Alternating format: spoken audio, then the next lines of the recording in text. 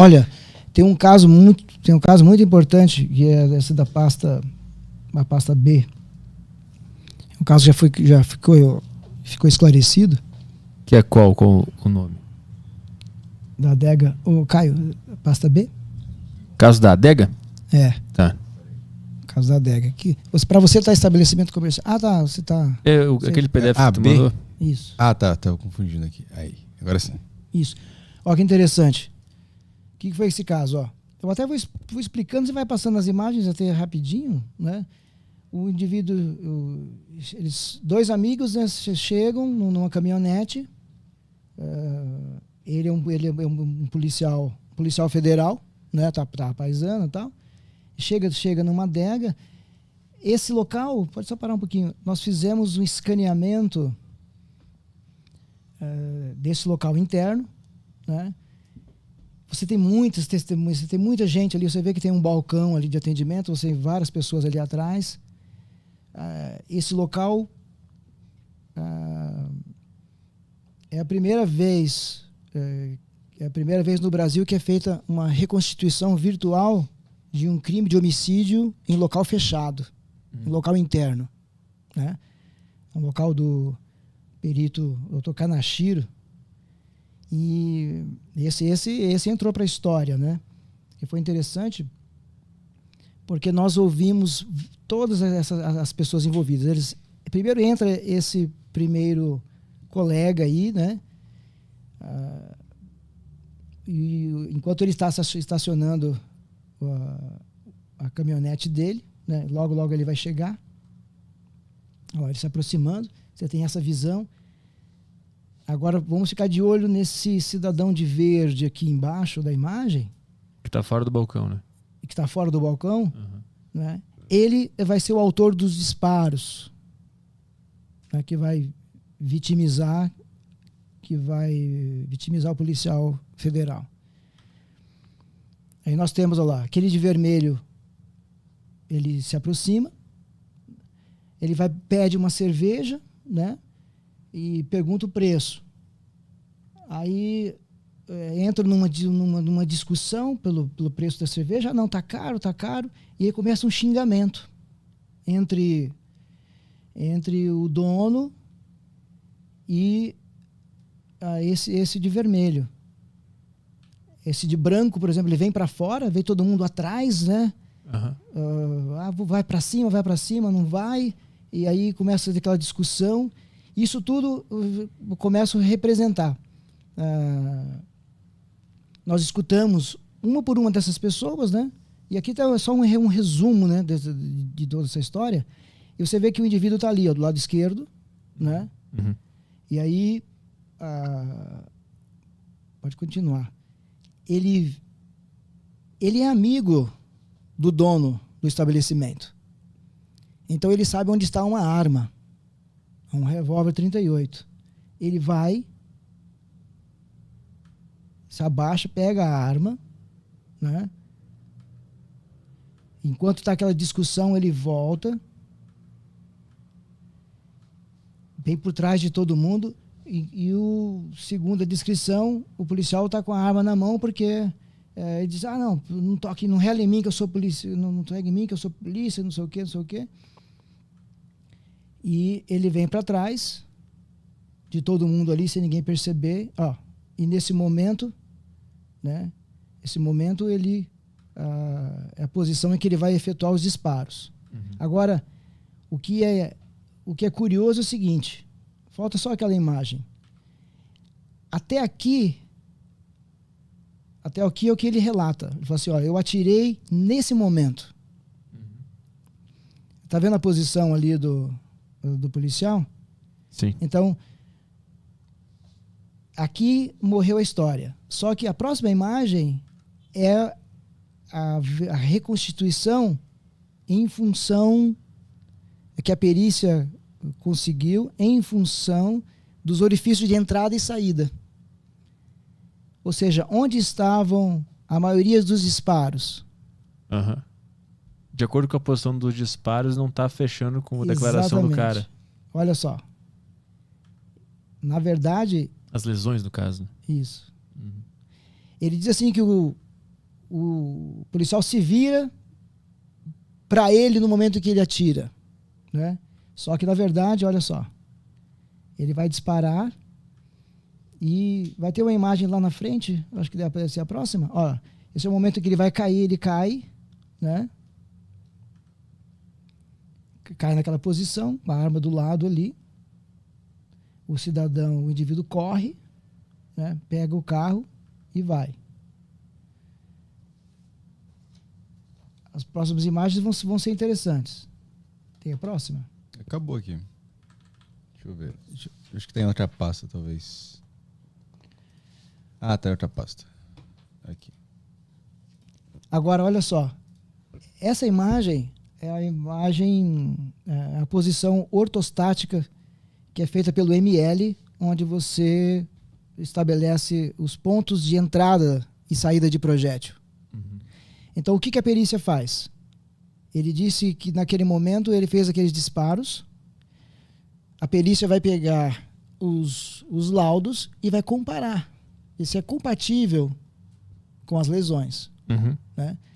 E o que se demonstrou ali, né? essa incompatibilidade. Aí mostra que entrou pelas costas, é isso? Exatamente. Então ele atirou no policial pelas costas. E no relato ele disse que foi quando ele virou.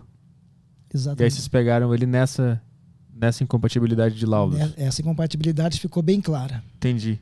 Aí a próxima imagem vai ser importante, porque ó, no desenho 3D eu puxo as trajetórias, né? Ó, a próxima imagem, pode ir virando, tá vendo? Ó? São aquelas três, ó. As três entradas. Né? Aquela verde e a... O que são essas entradas? Então, olha só, essa vista de cima dá pra ver melhor, ó. Tá vendo? 3 ali vindas de trás, aquela verde, azul, né? E uma outra. Uma que pegou aqui, ó. Que entrou amarela aqui. ali. E uma que é aquele movimento quando você faz assim quando você levanta o braço no momento de disparo, né? Ela é compatível com a articulação que se move, né? Os braços, as mãos, fica difícil você precisar a posição de um atirador se você analisar só os braços, porque a mobilidade é muito grande. Já nessa região, você tem mais facilidade para determinar a posição do atirador, né? Então, é interessante isso. Então, esse foi um caso interessante porque é a primeira vez no Brasil que é feito esse trabalho, né, de reconstituição. Então ele deu 3 tiros por trás e aí o policial se virou e tomou mais um aqui no rosto, é isso? Esse do rosto pode ter sido o primeiro. Ah, tem mais essa. Pode ter sido o primeiro.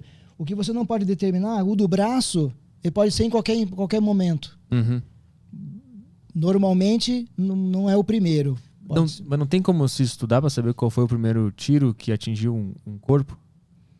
Aí é mais, eu acho que... Não, você consegue só estimar. No meu caso, né? No meu caso, eu consigo estimar quais foram os possíveis primeiros e possíveis derradeiros. Mas é pela geometria, pelos cálculos matemáticos do local, não por analisar, porque eu acho que é outro departamento que analisa o ferimento para ver quanto tempo tem de diferença com o outro. Aí não é contigo, né? Não, os ferimentos, eles vão ser todos iguais porque são no mesmo momento. Mas não tem como saber qual por análise. Entendi. Não, o que a gente consegue estimar é exatamente em função do que a gente chama de cinesiologia, que é o estudo do movimento do corpo. Então, conforme o movimento de rotação e flexão, né, você consegue determinar quais poderiam ter sido os primeiros e os derradeiros. Os 3 nas costas, por exemplo, eles foram... é compatível que eles sejam consecutivos. Então, na minha opinião, o primeiro foi o do rosto. Os 3 foi das costas e o do braço foi o último, né? Mas aí então não tá compatível com o que o cara disse? Se ele deu o primeiro de lado no rosto e depois ele virou de costas e tomou mais 3 nas costas? Então, mas é uma estimativa. Entendi, né? Sim. Porque o primeiro pode ter sido do rosto ou pode ter sido um das costas, né? Porque você tem uma mobilidade no pescoço também, né? E você pode estar... qualquer virada que você dá, você tem uma mobilidade muito fácil, né? Sim. Isso, esse vídeo... Esse é um vídeo? Ah, é um vídeo. Só para mostrar, ó, ali entrada e saída numa posição, ou seja, uma posição ortostática, né? Quando você inclina esse personagem, aí você percebe a origem, né, do disparo. Ó. Você vê que é compatível. Se você inclinar o corpo dele ali, indo para trás, dá para perceber, realmente é compatível com a posição que ele estava. A posição que ele estava é interessante. Ele não precisaria ter falado, vamos supor que ele não tivesse sido localizado. Eu saberia determinar em que posição ele estava dentro do estabelecimento, em função desses vestígios, entendeu? Desses elementos. De onde estava... Eu saberia estimar. Então, como ele disse, então só corroborou. Sim. Né? De acordo com o respingo do sangue, com onde está o projétil, isso que você está falando, tu consegue determinar onde o cara estava. Porque nesse local você tinha um embate na parede em cima, que já foi feita uma medição, 2 metros e 75 do piso. Você tinha um embate no balcão, né, e um no piso. Esses 3 embates, eles davam certeza realmente da posição dele.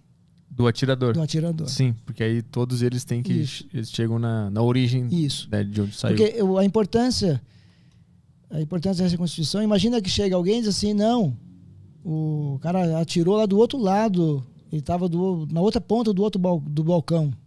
Né? Então, se alguém vem com uma versão assim, é incompatível com os vestígios que a gente tem disponíveis. O que mais que tem tinha mais uma foto desse caso, né?